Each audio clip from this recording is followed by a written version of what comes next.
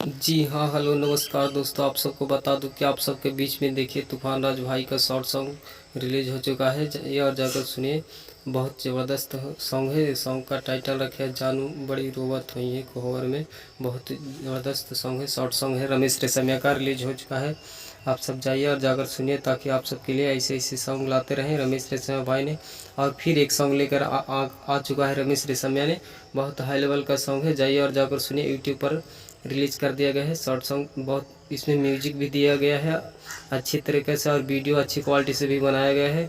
आप सब जाइए और ज़रूर सुनिए, ताकि आप सब सुनिए और कमेंट कीजिए, शेयर कीजिए, ताकि आप सबके लिए ऐसे ऐसे सॉन्ग रमेश रेशमिया ला सॉरी तूफान राज लाते रहे आप सबके लिए बीच में।